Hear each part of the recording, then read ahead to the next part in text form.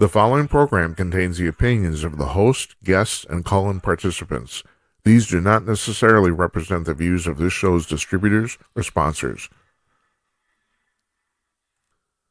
This program may contain obscene, profane, or otherwise objectionable language. Viewer discretion is advised.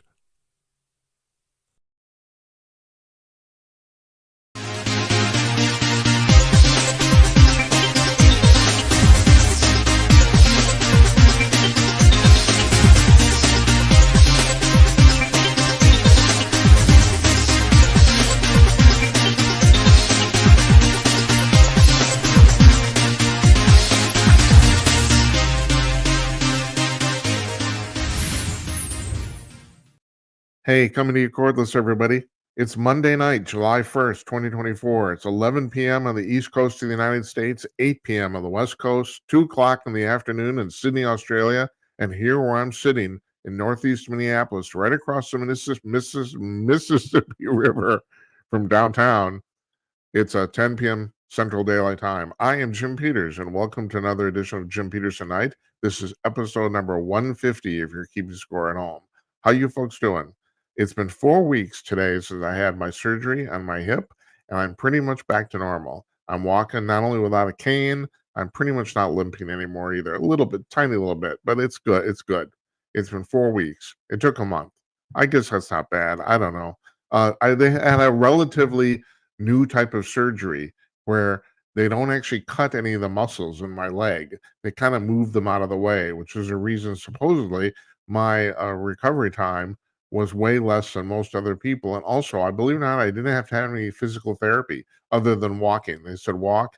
And now I'm being told by a doctor friend of mine that, well, you maybe the reason you had a problem is you might have overdone that. And maybe I did.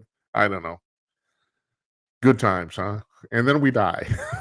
that's what happens. I don't know if you heard our interview with Michael Harrison last Monday. We talked about a whole bunch of metaphysical stuff, and no one knows what's going on.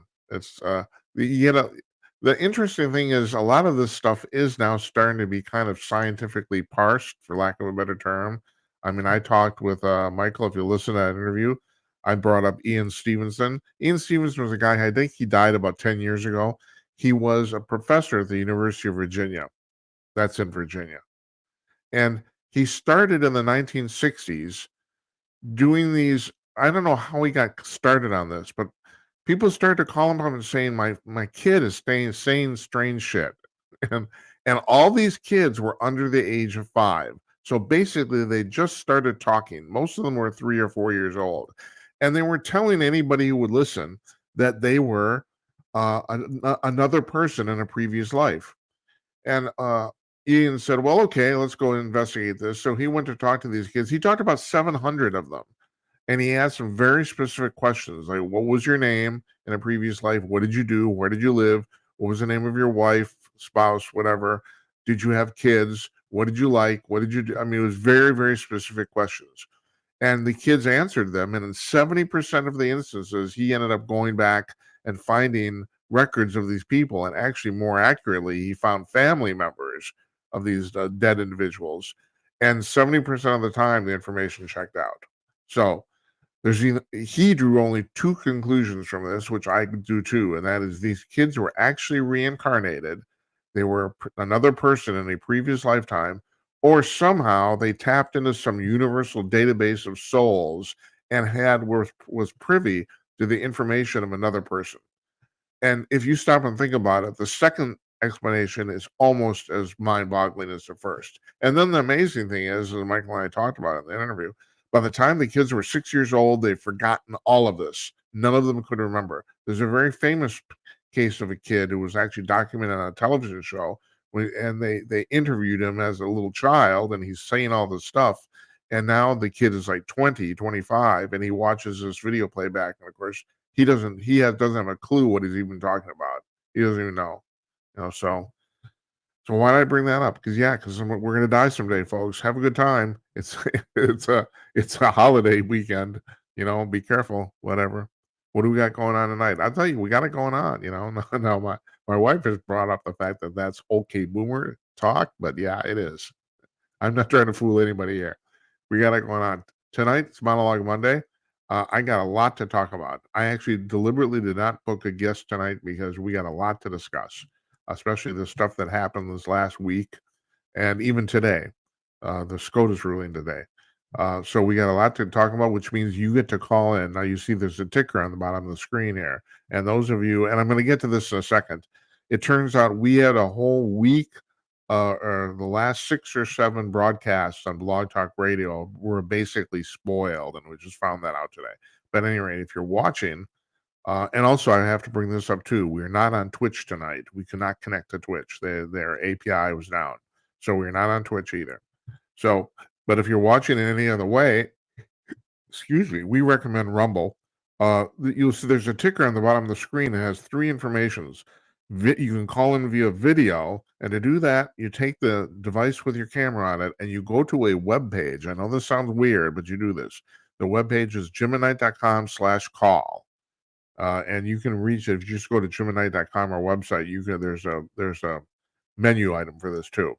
And you go to that web page, and there's a big blue button at the top of that screen, and you click on it. You end up on a preview screen where you can check your camera mic. Then you press join at the bottom of that screen, and you're in the queue. It's simple as pie. Now I know it's unusual. You go to a web page to connect with your camera, but yeah, it works. Trust us.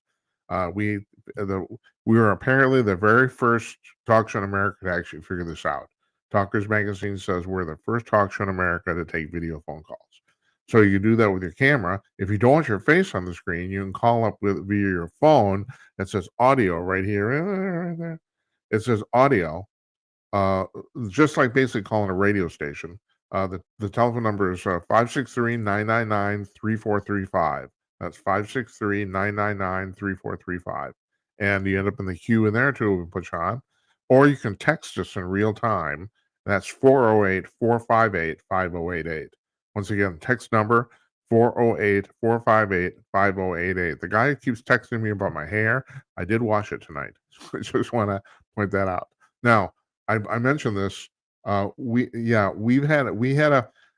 took 2 weeks off from my surgery entirely. When we came back, we installed that weekend before that Monday was let me see, it was the 17th, I think. We installed a new soundboard, a new audio mixing board here in our studio. We tested it thoroughly for half a day. Seemed to work just fine. Something went wrong. And so when we started broadcasting on Blog Talk Radio, and I just noticed this listening to some of the playbacks today, basically the only thing you can hear is my voice, which is terrible if we have a guest because you can't hear the guest. And I didn't know this either, but apparently Blog Talk Radio has an automatic truncation system. So if there's long stretches of silence, they're cut out. So like our standard 90-minute show, in many instances, only 45 minutes because all you hear is my voice. And so you don't hear any bumper music, theme music, nothing. No, just my voice. And so we're gonna re-upload those episodes. We got that fixed tonight. It should be working properly. It should be. We thought we had it fixed before. Okay, so what do we want going on here in the next week? Tonight, Monologue Monday. Tomorrow night, Jeff Meyer from Calling News. He's going to be here. I got a theme going here. It's like I'm Merv Griffin. I'm doing theme shows. And those of you who don't know who Merv Griffin is, just don't bother. Google it or something. Wednesday, David Strom, the associate editor of hotair.com. He's joining us. Thursday, we're taking off for July 4th. Okay, so also I want to point out here, Cling News is our sponsor. This is Jeff Meyer's website. They're our sponsor. He's a publisher and CEO there. This is the front page of Cling News in real time. If you go there this very second, this is what you'll see. This is a news aggregator. It's the best news aggregator on the internet. I'm not kidding.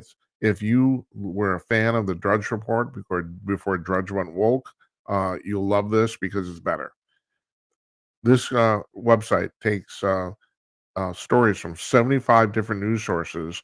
Every 3 hours, their servers go out and fetch the news stories, bring them back, lay them out on the front page in chronological order, regardless of the source. And that's really important because most aggregators aggregate per source. In other words, you see the top 10 stories from Fox News or the top 10 stories from Gateway Pundit or whatever, and you see them in order. This mixes them up so that They're all based on the post time. Well, the stories at the top are the newest ones, regardless what source they're from. Okay. So, the photos, you'll see photos here. The photos are from the articles themselves. The headlines are not rewritten. The headlines are from the articles themselves. And when you click through, you do not go to an interstitial page. You don't see an ad. You don't go to the front page. None of that crap. You go right to the story. This is the closest thing to a real old-fashioned newspaper that you'll find online. Closest thing. Can't do better. Every 3 hours, the news changes. You come at 10 a.m. You can read this for there's really there's so many stories on the front page here. You can spend, even if you only click through to half of them, you can spend a good 2-3 hours going through this, and then you come back at 3 o'clock, 5 hours later. 80% of the stories are different because they're all new, and the older stories are pushed to the bottom of the page. And this goes on. This happens. Let me see. It was 8 times a day. I just did my math there, even in the middle of the night. So, this is the single best news source you'll find. I'm a proud former member of this organization. I worked there. It was a fantastic experience. I loved it. I feel very strongly about the product, and I'm glad they're sponsoring us because this is the single best news aggregator on the internet, period.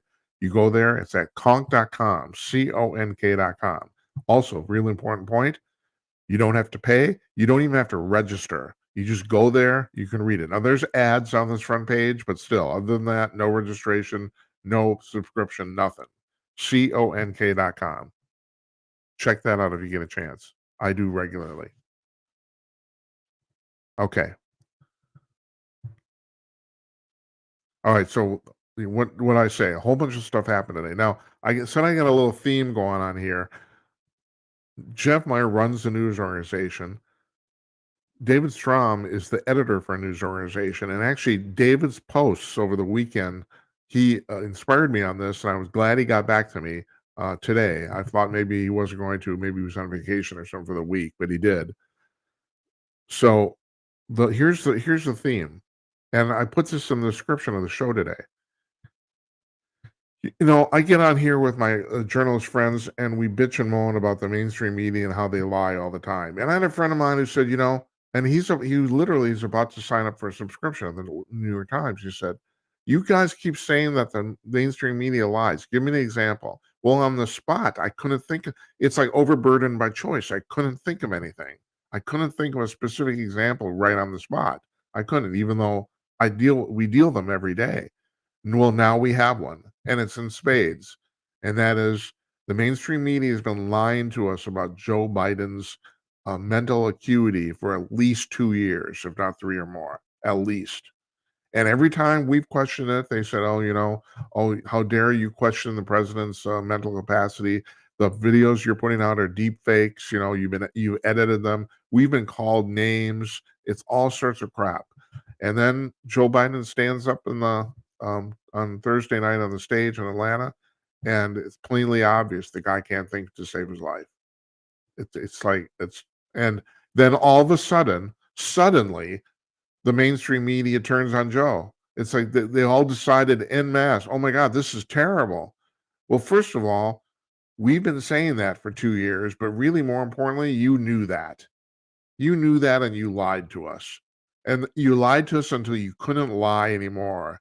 The truth was so damn obvious to everybody that you couldn't, and then all of a sudden it's like, "Oh my God, look what's terrible."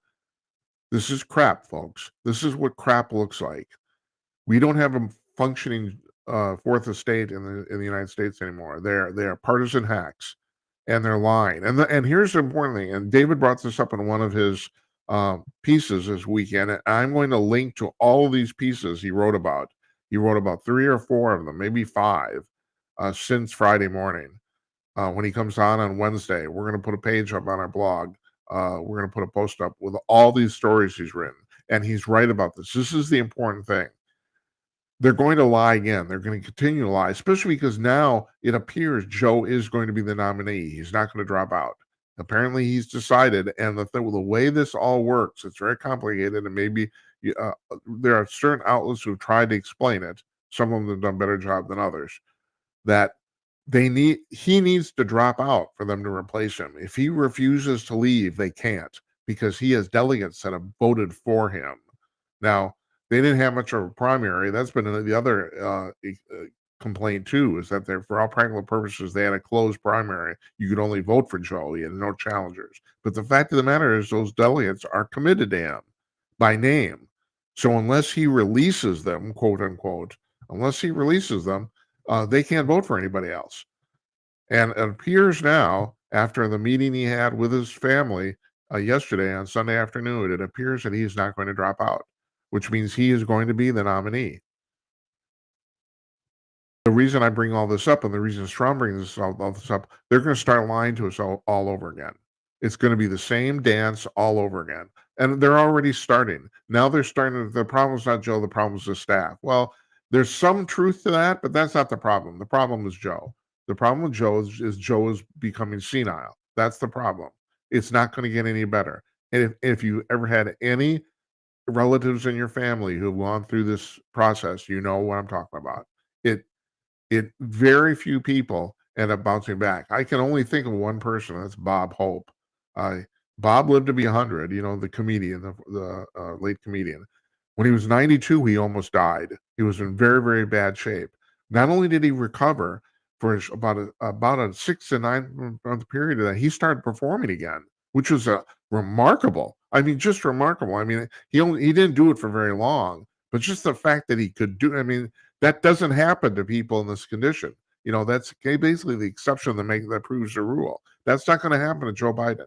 Partly, mostly because Joe has never been that much of an intellectual heavyweight. That's part of it. You know, I mean, I don't know if you've ever done any reading about this, and this is a generalization for sure, but generally people who had well, how do I put this? Who had strong intellectual abilities or practiced them during their lifetimes usually handle Alzheimer's and dementia better. But like I said, that's a generalization. There are people who were intellectual giants in their youth and spent their entire careers doing heavyweight uh, mental lifting who just become a puddle of pudding, and there's people who are dumb as rocks and end up, never having a problem with it. So it's a generalization. From what I understand, statistically, however they measure that, that's the general case, and that's not going to happen to Joe. Joe's not going to get better. He isn't. So now they're saying the one complaint is that, well, Joe's staff has not forsaken him, but they let him down. And there's some truth to that, but not what they're saying. The truth is that, and this is, I wrote a note here that said it was pretty obvious he was over rehearsed and over prepared. Maybe they're all amateurs, because the thing is, they should know better. I mean, he was. My guess is basically me looking at him. I'm a professional performer. I understand how this stuff works. It's easy to become over prepared, and then you fill your noggin with so bunch of crap, and then you can't sort it out. This is not difficult to do. It happens regularly. Part of being a professional in what I do is knowing when to stop that. It's time to go have a chocolate milkshake. I mean, and if you've been brought up with a work ethic, it's really tough, because saying, well, more work is better. No, not necessarily. That's the thing. No, that's not always true. And this note I made was while I was watching the debate, and I got to thank the debate panel that came on Thursday right after the debate. That was Don. No, Don Zora was not there. It was Tim Conaway, Larry Newman, and Jeff Meyer. I got to thank them. Jeff Meyer sat in for Don. He couldn't show up at the last minute. I want to thank you, because we had a pretty high viewership for that show. And all of the debate panels we've ever done, we've had relatively high viewership. And so thank you for that. Appreciate it. But I wrote that while the debate was going on. It seemed to me that he was very obviously over prepared and over rehearsed. But they spent a week doing it. And seriously, what kind of professional are you that you don't know not to do that? Trump spent 2 days, which is about, if you were on top of things, that's about amount how much you need. That would be about right. They spent 7, 8 days preparing this guy. All he did was practice and sleep. That's it. And then they're saying he didn't get enough sleep. Bullshit. He had a whole week of sleep. It's just, no, there's no excuse for this. The excuse The reason is because Joe is feeble. That's why this happened. But I have to say that there is truth that the fact that his staff, and then this gets to another thing too. And you then hear me out on this. And there's this is a good line of thought. Did they set him up to fail? Was this deliberate? I'm watching Tommy Lahren on Outkick, and I'm watching and Clay Travis there. Or no, actually, I don't think it was it Clay? Oh, I gotta scroll down. I had to check here. I don't want to get this. No, it was Joe Cunningham on RedState.com and Tommy Lahren at Outkick, and they're saying no, this was on purpose. They did this to get Joe to drop out of the race. They did this.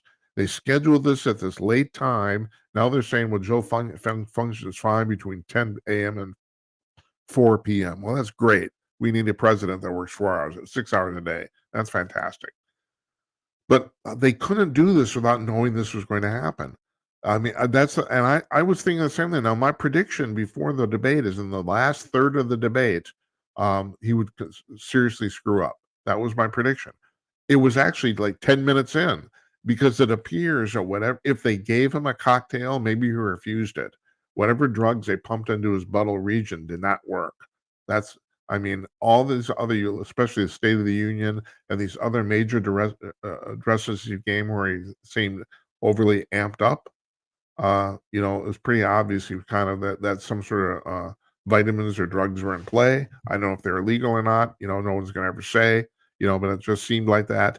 This did not seem to be the case. As a matter of fact, in anything, people said in the last 15, 20 minutes, he did a little better. And that I was so shocked or taken aback, I didn't notice. Maybe that was true. But they could not have, the staff must have known this was going to happen. And then and once again, getting back to the thing about the press. I've been watching this guy for 4 years, right? And everybody I have on the show has too. None of this surprised me in the least. It was for the course for me. I've seen Joe Biden do at least every single problem he had in this debate. I've seen him demonstrate at least one time previously, at least, usually multiple times, in all sorts of press conferences, stand-ups, whatever, short speeches. I've seen him demonstrate it. There was nothing surprising here at all. Now, the people at MSNBC and CNN and NBC News, they're watching more shit than I am. That's the thing. I mean, I'm sitting here in my little office in Minneapolis. I don't have any help, and how could you not think this was going to happen? It's gaslighting, folks. They've been lying to us and lying to us and lying to us, and everybody. It's anybody involved in the mainstream media, with the possible exception of Fox News, which now has to be recognized as part of the mainstream media, because they are basically now, by ratings alone, the 800-pound gorilla. I mean, so CNN said this was the highest rated show they'd ever shown on their network ever in their 44-year history. But more people watched it on Fox News. It's like that's what's going on here. On the typical night in prime time, Fox News has 4 times the viewers CNN does. I mean, Fox News is a juggernaut at this point. So in that sense, you have to include them in mainstream media. But they're watching this too. And we've been talking about this, and everyone's saying, "Oh, you're crazy, you're nuts." I mean, this gets back to the thing. You watch the intro to the show, it says King of Conspiracies. Yeah, for 30 years, I was telling anybody who's listening, oh, by the way, the extraterrestrials are coming to Earth. Those UFOs are real. Oh, you're nuts. You're crazy, blah, blah, blah. Then 2017 rolls around and the government says, oh, by the way, these things are flying around and we don't know what they are. Oh, yeah, thank you. Thanks for admitting it. I got more on that too. We have a part 3 tonight with some UFO news too. So stick around for that. Now, if you've never seen this show before, it's basically done in 3 parts, except for tonight. Usually we have a guest. On Mondays, when we started in July of last year, I thought maybe Thursday nights, I do open phones and we wouldn't have guests. And then I realized, no. Especially because we don't do Fridays. We don't schedule Fridays at all. We have a 3-day weekend here. There's plenty of news to talk about. And so now we do open phones for lack of, if you want to call it, on Monday. That's what we do. So I generally don't book guests on Monday, but the typical show is I do a monologue for about roughly half an hour. We have a guest on for roughly 40 to 50 minutes, talk to them, and then we do part three, which is basically the paranormal and UFO and weird shit news. That's basically what that is. And you can call in at any time. It's half of our interviews with guests are taped in advance because it's 11:30 on the East Coast. People do not want to come on and do an interview. It's past their bedtime. So we offer all our guests the opportunity to tape an interview in the afternoon. And about half of them take us up on it. Like, for example, this week, Jeff Meyer's coming on live. He generally does that. Uh, David Strom, who's a regular contributor here, he comes on about every 6 weeks or so. Now I think he this time it's been 2 or 3 weeks since he's been on, but I wanted him specifically for the subject matter. But we're taping his in the afternoon, so it's about half and half. So, any rate, yeah, I don't this and Strom very eloquently wrote about this, and this is the reason we're going to link to his articles, and that's the reason I want to talk to him, because he's absolutely right. We should not believe anything these people say ever again. I mean, this should put these people out of business, and actually, it is. Like, here's statistics. Washington Post lost half of their readers in 2023, and they lost $77 million. And so this is how their staff decided to repay the company.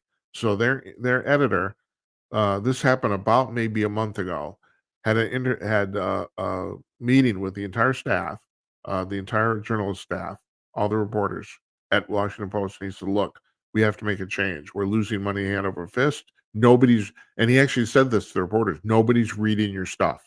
That was the exact quote. Nobody's reading your stuff. So we're going to have to make some changes around here. Some of you are going to lose your jobs. Well, so the reporters, the journalists at the Washington Post turned around and wrote a hit piece about their publisher. They actually wrote gossip and innuendo about their publisher. That's the way they handled this. The stupidest thing ever. Now, if I were running that place, I would simply fire those people, just right off the bat. He didn't do that. I think he's making a mistake. I don't know why all these corporate leaders are so afraid of all these social justice warriors. At Red Bull, the drink, and I think where are they in Sweden? I can't remember where they're headquartered. They wrote, like, about 100 people who work for that organization wrote signed an email to the CEO, complaining about the fact that I don't know, there was not enough diversity or whatever. And he took the list of all those people who signed it, about 100, 600, 700 people. He fired them all. Just fired them. Yeah, yeah. You don't like it? Go work somewhere else. And I don't understand why people don't do this. The interesting thing is about the debate on Thursday night. I thought that was one of the coolest things that Trump brought up. A lot of people complain about about Biden's exit from Afghanistan. And by the way, it's way worse than even people remember, because it's not just that 13 people died. We left hundreds of people there, and they're still there. That's the thing. These are either American citizens or people that helped us in Afghanistan that we promised we would get out. We broke our promise. There's still Americans trapped in Afghanistan, still 2.5 years later. They're still there. Nobody talks about it, But Trump brought up a really interesting thing, and that is this was a debacle, but Biden didn't fire anyone, and he never fires anybody, and that's true. He's never fired anybody. Now, believe it or not, because of what happened at the debate, there are people in the Democratic Party, saying he should fire some of his staff. Yeah, sure. And that's not going to happen either, because the problem is, in this case, like I said, with some exceptions, it really isn't the staff's fault. So, I mean, who knows? But on the other hand, I've been saying also for quite a while now that there's going to be somewhat, for what's called a black swan event, which is something completely unexpected that's going to happen, upend the whole thing. And you may think that that's what happened on Thursday, but it wasn't, because what happened on Thursday was totally expected. I mean, Let me give you another example of something that black swan event that wasn't. When the Challenger exploded in 1986 on liftoff, the space shuttle. Oh my God, that's terrible. That's awful. There's people at McDonnell Douglas who were sitting at their desks, as the countdown was going on, and somebody said, "Hey, come watch the shuttle's going to blow up," because they knew it was going to blow up. They launched the shuttle under the recommended temperatures, external temperatures. It was 37 degrees outside, and the shuttle was not rated to take off under 40 degrees. And they knew it was they literally watched and they knew it was going to blow up. It was not a surprise to anybody at all. And it's the same thing with Joe. What happened to Joe, what Joe did on Thursday night was not a surprise to anybody who's paying any attention. I understand most people aren't paying attention, and that's what the Democratic Party counts on. They count on people that aren't paying attention. They aren't. They do. But I've been saying there's going to be a black swan moment. That's not it. I don't know what it's going to be, because that's the thing about the black swan events, is you really can't predict what they're going to be or when they happen. My prediction is going to have something to do with either the economy or one of the two wars going on in the Middle East and Ukraine. That something's going to happen that's going to be relatively devastating, and it's going to be against Joe Biden because he's the president. So I'm still sticking to that. I still think that's going to happen. Now, there's calls now also, because this whole thing became such a debacle. Biden's getting, or Trump is getting sentenced on July 11th for these stupid 34 felonies that he supposedly committed, which were actually misdemeanors and were past the statute of limitations. But hell, let's just bend the law, He's going to be sentenced, and Judge Merchan can send him to jail. Now, I've been saying up to now that I think I still do think there's a good possibility that Trump will be sentenced to like 6 months of house arrest, or even maybe 6 months in prison, minimum security, to get him off the campaign trail. But everyone up to this moment, up to this event on Thursday, thought, well, everything they've done in this regard has backfired, so that they're thinking, well, because the thing is, no one thinks Merchan's interested in actually punishing Trump. They're interested in getting off the campaign trail. This is entirely political. Anybody who thinks the other than that is nuts. And I got another point about that in just a second. But there's a possibility now. Ralph Nader, of all people, I just find that just hilarious. I have a little history with Ralph Nader. I did a public television show here in Minneapolis around 20 years ago. It was an interview program. It was once a week, was an hour. We had 3 guests, and one night Ralph Nader was supposed to appear, and Nader bumped us so he could be on a very large radio station in town at the last minute. I mean, literally, he called like 20 minutes before he was supposed to show up. And so I had an intern guy, really, really funny guy. Guys went on to great things.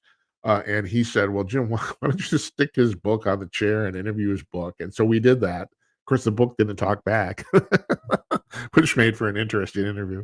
And it wasn't that long, but still, we did that. That worked for television. That worked out okay. But, the guy he didn't care. He bumped us. He had a commitment. Yeah, so all right, fine. But he's complaining about the fact, that if Trump gets reelected, it might be about the end of democracy as we know it. Aren't you tired of hearing this shit? First of all, the guy's already been president. Not only did nothing bad happen, a lot of good stuff actually happened, which is the reason all these people showing up at his rallies, they're showing up because a lot of good things happened. That's the reason. I have friends who don't understand this. My liberal friends, you have to understand that I live and work in this congressional district of Northeast Minneapolis. I have my office here, and also I have my home is here too, fairly close by. This is one of the 3 most liberal congressional districts in the United States. I'm surrounded by liberals. They're everywhere. Almost all my friends are liberals, almost all of them, and they don't understand why people like Trump. I have a friend of mine who thinks that Trump I'm not kidding. I'm not kidding about this. He actually thinks Trump hypnotizes them through the television screen. He actually told me that. He was perfectly serious, because he doesn't understand why anybody would support this guy. Well, it's obvious to me things ran really well when he was president. For all the talk and all the bullshit crap and all the, the dossier shit and the Russia, Russia, Russia and all that stuff, the fact of the matter is the economy ran tip top. It did. The things ran really well. I just saw a statistic today that what was in that since Biden's been president, the income of the real income of the average family in the United States has gone down 6.5%. And when Trump or was it and when Trump was president, it went up something like 25% or something like that. I don't know. I can't. I'm getting my now. I can't remember the figures. I didn't write this down. But that's the reason. It's like thing for all the bullshit that they tried to throw at us, things ran pretty well. And Trump didn't stay in the White House, and he didn't. There's everyone's saying the thing. Well, okay, so Biden had a senior moment, but Trump lies and lies and lies. No, Biden lies, and the problem with Biden's lies is they're substantive. Somebody, maybe it was David Strom again, brought this up, read another article about the fact that, so, like for example, one of the lies they're trotting out that Trump said is that the stuff that happened in New York with Alvin Bragg and the trial where he was convicted was politically motivated. And they're saying, well, there's no proof of that whatsoever. There isn't. They're right. There is no proof of that. But Trump is entitled to his opinion, and that's obviously an opinion. I mean, you don't have to be a 10-year-old kid can tell that. That's Trump's opinion. Contrast this to Biden. Inflation when I took office was at 9%. That's a flat out mistruth. That's completely wrong. It was at 1.7%. Yeah, that's the thing. He Trump is a serial exaggerator, and I mentioned this on the show on Thursday night on the panel discussion. That's one of the things that actually really bothers me about him. I mean, he's constantly everything's constantly the biggest and the best, and I understand he's a salesman, and that's part of the deal. But I gotta admit, it just bugs me. It's like because sometimes facts are actually more powerful than whatever hype you can give it, and it's like neither Trump nor the Democratic Party has figured that out. So okay, but no one's perfect. But Trump is accused, he exaggerates and then he gives his opinion, and those are counted as facts and lies. They're not. There's his opinion. I have a disclaimer at the top of the show. Everything I say on the show is my opinion. Everything. This is not a news program. You should not tune in here to get objective news. Don't. I riff on the news. That's what I do. That's the whole point of this whole thing. Why do I do it? Because for the very reason because that I'm bringing this up is because the mainstream media will take facts and basically turn them into opinion and vice versa. They do that. Now I'm just saying straight out, this is an opinion-based show. I give my opinion here. That's what I do. For example, opinion. I think there was cheating going on in the 2020 election. I still do. Although I have to admit, I'm starting to temper that opinion because of polling, believe it or not. And I'll get to that in a second. But the thing is, it's my opinion, and I don't have any proof, which is the reason I've never gone too hard on this. But I have evidence. I have strong evidence in my mind, and that is during the entire campaign in 2020, with one exception, no more, less than 200 people showed up for every campaign event for Joe Biden. Less than 200 in a country of 330 million people, whereas Trump was drawing an average of 20,000 people per campaign event. Biden was drawing less than 200, and he gets 81 million votes. Tell me about it. Now, this is a standard meme online too. People are still going out, and the thing is, there's some truth to this. I have been involved in the entertainment business my entire life. That does not correlate to me. Popular people draw crowds. If you're not popular, you don't. Now, the really interesting thing is lately, I still keeping track of this. Lately, this is being the last, even before the debate, the last 2 months, Biden's been drawing bigger crowds sometimes. I mean, there's people pointing out like he's gone to certain places where he still is only drawing like 50 to 100 people, but he has drawn now. He's like in Milwaukee, drew like 500 people or something like that.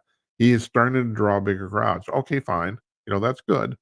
That's good. In the 2016, the average crowd size at Hillary Clinton's campaign events was 1,500. That's low, but it's still in the acceptable range.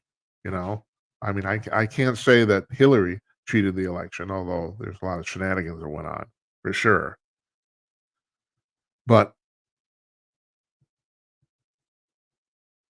this is my evidence for the fact that they cheated the 2020 election. I'm starting to temper that because it's been brought up to me. I didn't realize this till relatively recently, maybe a year ago, that during the polling in 2020, with one singular exception for one single week, Trump never led in any polls anywhere. And the reason I didn't discount it at that time is because all the polling during 2016 was wrong. All of it. It was all wrong completely. And I thought these people, basically the pollsters, had lost their way. And so I basically didn't pay any attention to it. But in retrospect, they seem to have fixed this problem more or less. More or less. That is indicative of something. The fact that he never led at any point in any poll ever. So, you know, but I still can't reconcile 81 million votes and 200 and less than 200 people showing up. I can't.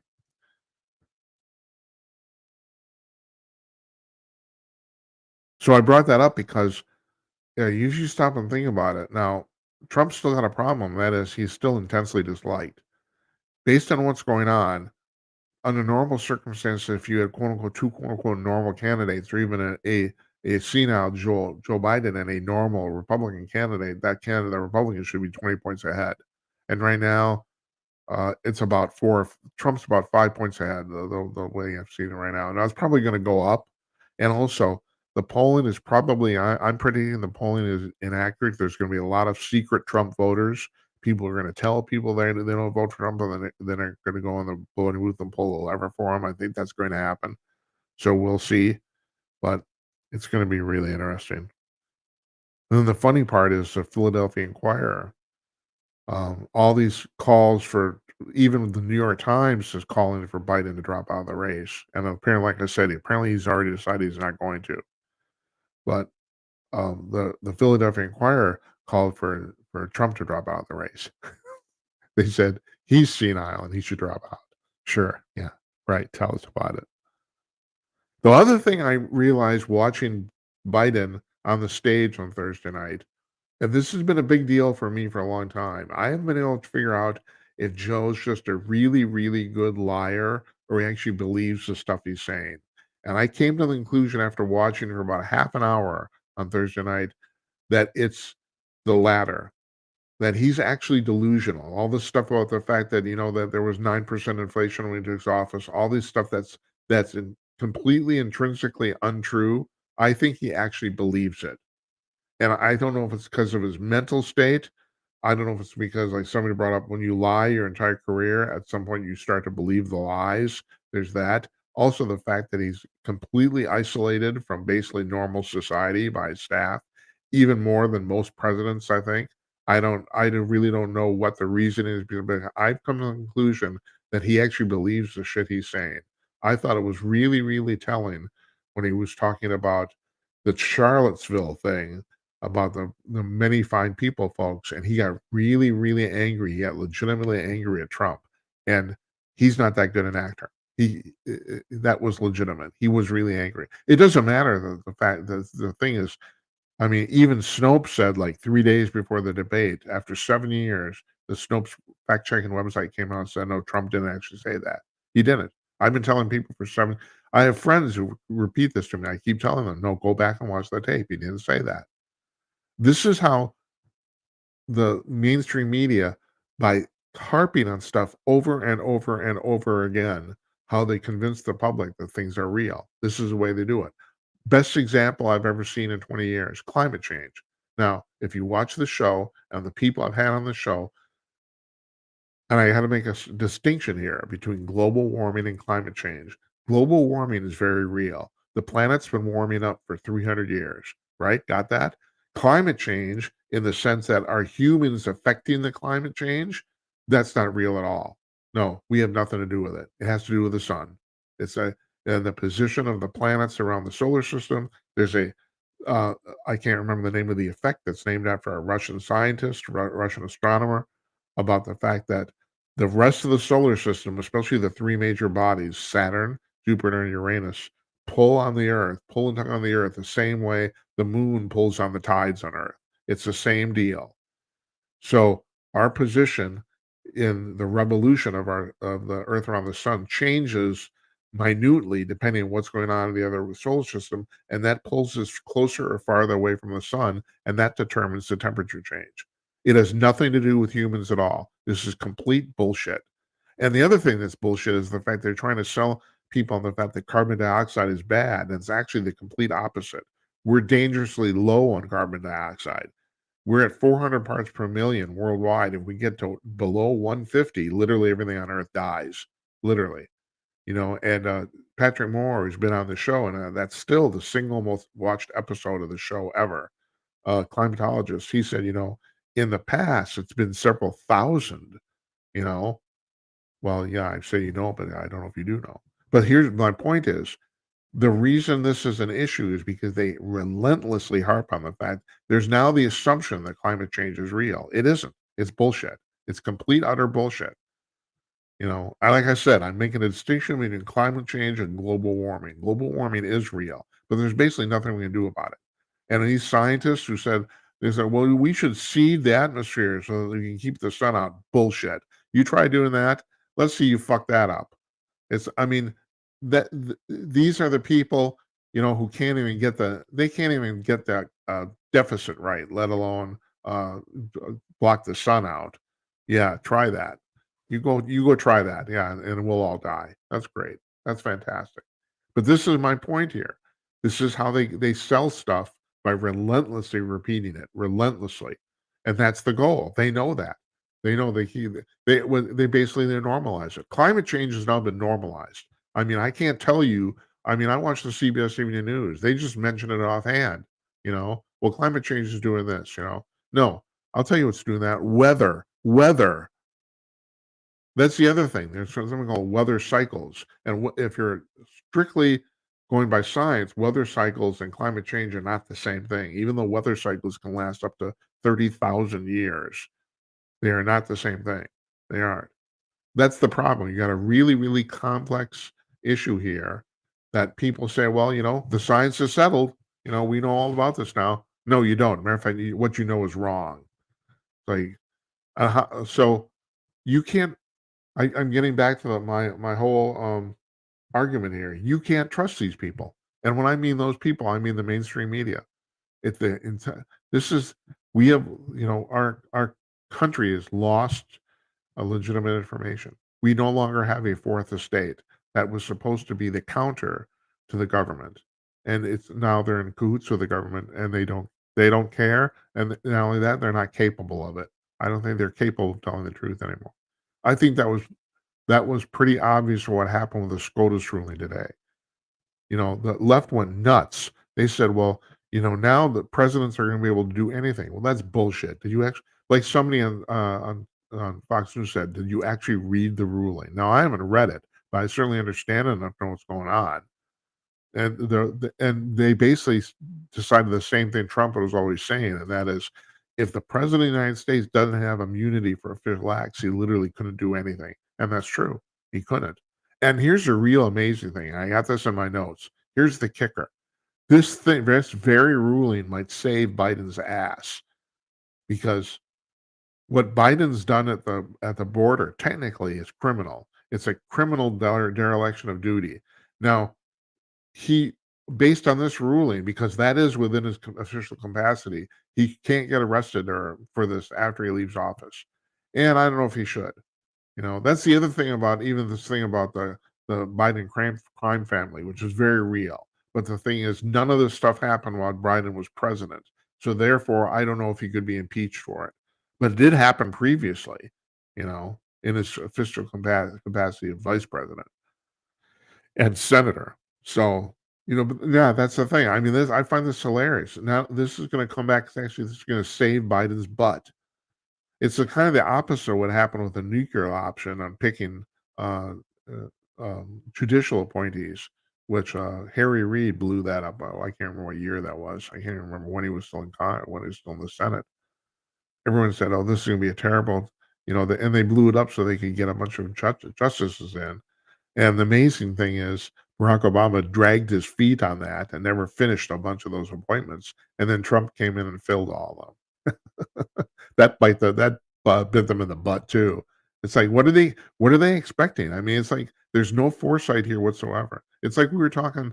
It wasn't on Thursday. Who was I interviewing about the fact that maybe it was on Thursday about the fact there's a distinct difference between intelligence and wisdom, and we have no wisdom in this country whatsoever. These people, they're intellectually very smart, but they're morons. It's like, God, I don't know what to tell you. I guess I just told you. I've been talking for a while. I'm going to bring up one more thing before we move on to part 3, and that is CNN. Everyone seems to agree, and I agree too, and the panel agreed on Thursday night that Jake Tapper and Dana Bash did a pretty good job moderating that debate. I mean, there's always complaints, that you could have done something differently. You have to understand, it's all happening in real time. It's improvisation. You don't know what's going to happen, and I too think they handled it pretty well. Like I said, but somebody pointed out that the real amazing part here is that it in some ways, by doing a really good job, they lost. Because, first of all, like I said, even though they did a really good job producing the debate, the majority of the viewership wasn't on CNN itself. So there's that. Most people watched other places. And the second thing is, by doing such a good job, they basically made all the shit they've done previously very obviously tainted. So now, like, well, okay, so one night they did a good job, but are they going to go back to their old bullshit? And what is this thing? How stupid do you have to be? They have these panels. You've seen them, and even if you don't watch CNN, I'm sure you've seen them on clips. They have like 9 people on a panel. What the fuck? Don't you know anything about television? No, 5 people at the most. 4 is optimal. You know, Fox News has it figured out. They don't never have more than 5 people on the screen at any one time. They're absolutely right. That's right. That's correct. If I for our panel discussions, our month in review, we have 4 people, including me. Now that's partly because of the way the screen lays out for these remote viewing shows. That's part of it. But still, I wouldn't. Even when we were doing audio podcasts on Pod News, we never had more than 4 people on at once. Never did. It's like no, because I don't understand what the hell they're getting to, you know. And Anderson Cooper is basically like a wet rag. It's unbelievable. Anyway, yeah, in some ways they lost by doing a good job. They did. Is anybody going to watch now? Oh my God, they did a good job moderating the debate. I think I'll tune in. No, that's not going to happen. It isn't. So in some ways they're screwed. Their viewership on primetime's gone down below 400,000 people. And I've said this before many times. On cable television, anything under 1 million people, zero, basically. And they're not even hitting 500,000 anymore. In the last 36 months, with one single exception, 1 month, their ratings have gone down every single month. Every single month, which is the reason apparently Mark Thompson, the CEO, told Bash and Tapper, "You behave your fucking ass." Because our basically we're on the line here, and they were. If they had screwed up the debate, especially if they came off partisan, there's literally a chance that CNN might have folded up. I'm not exaggerating because their ratings are that bad. So there's that. Okay, so I'm gonna run. Here's 12 seconds of bumper music while we go to part.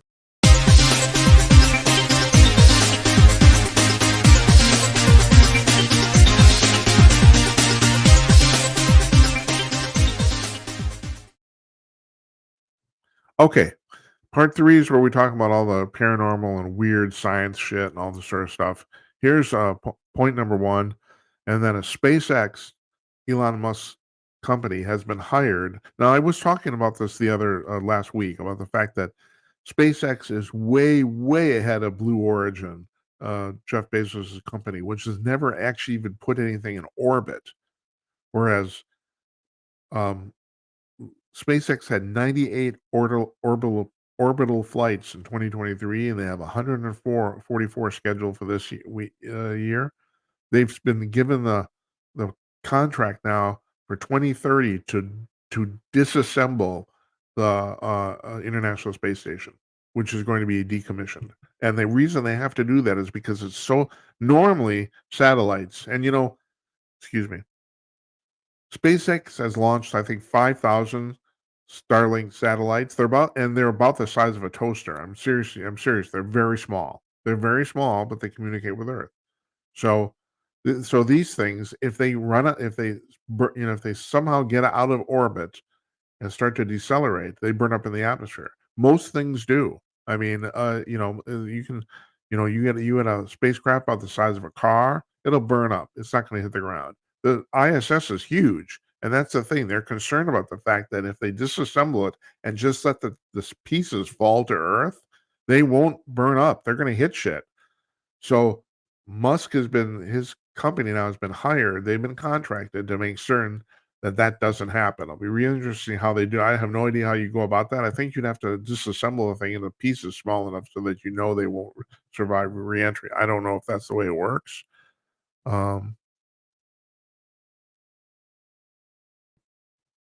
Other than speaking of the ISS, what happened this last week is that another Russian satellite actually broke up in orbit, and it was large enough so it created a debris field so that the astronauts on the ISS, and I think what are there? There are 8 of them in there right now. They actually had to take cover, and by the way they do this is they go into their respective reentry modules and wait this out because they were afraid some of this debris was going to hit the space station. Of course, if it punctures something, they lose pressure and all that sort of stuff. People could die.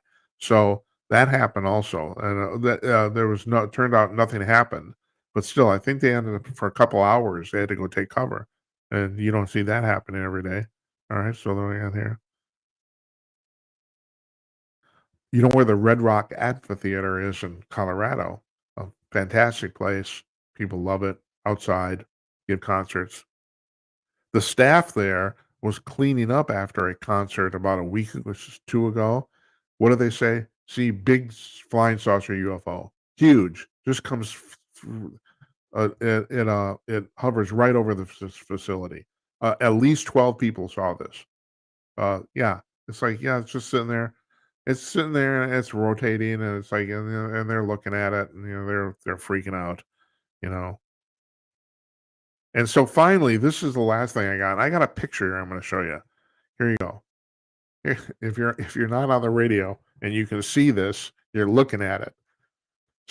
So I don't know if you people have been following this. I've reported on this regularly. These aluminum monoliths have been showing up all over places all over on Earth, usually one at a time. They're between 8 and 12 feet tall. They're various shapes and sizes. Some of them are triangular, some of them are square. This one's a big rectangular box. And they've been showing up usually like in very remote places that are out in the open. I mean, like they're not like in a forest or something like that. They're usually in a desert. One was found in Utah. I think one was found in India, if I'm right, one England. This one was found 2 days ago in a dairy farm field in Wisconsin. Now, all right, I'm laughing because people say, "Oh my God, it's like the ETs are here." Well, here's the deal. I don't think this is ET, but on the other hand, whoever's placing these things, there's no tracks to and from the out emanating out of the radius of this thing whatsoever. There's no footprints, there's no tire tracks, nothing. And these things are anchored to the ground. They're just not put there. They're actually, they're stuck in the ground. And so no one can figure out who's doing this. Now, when this happened in Utah several years ago, an artist collective in New Mexico took credit for it, but everyone thinks they're kind of bluffing. And so whoever's doing this is doing a really, really good job literally covering their tracks. It's a mystery, folks. I don't think it's ET doing it. I don't, and most people don't either. That's no, but somebody's doing it. They're doing a really, really good job. So that's my story. I'm sticking to it. So tomorrow night, Jeff Meyer's coming on. We're gonna talk more about this news stuff. Folks, I'm gonna be pounding on this at least till election day, if not longer. The mainstream media at this point has completely lost any credibility whatsoever they ever had. They've lost it. It's done.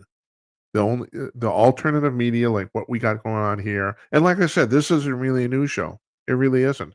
I talk about what's in the news. I give you my opinion, my 2 bits. I'd like to think maybe there's a little wisdom involved. I have to say, as a track record for predictions, I have a pretty good one. It's not faultless by any means, but I'm right way off on more often than not. So, you can watch this, or you can watch Norah O'Donnell. She looks fantastic on those pantsuits. Completely, I don't even know what they're doing. It's like it's just some institutional bullshit. And something, I come to the conclusion it's not even just partisan stuff. These people, they work for this company, and the company has a culture, and the culture's stupid. That's what it is. So, at any rate, yeah, so Jeff's coming on tomorrow. He runs Cong News, and I used to work there. It's one of the reasons I love the guy.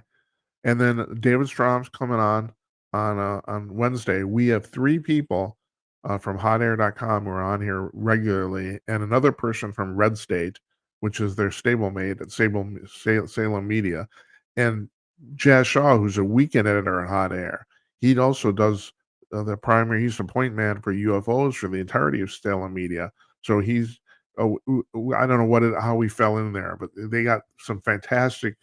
I'll call them journalists. Yeah, they are. These are real journalists, not the fake ones. So David's coming on. David's coming on Wednesday. We're taking Thursday off for the July 4th holiday.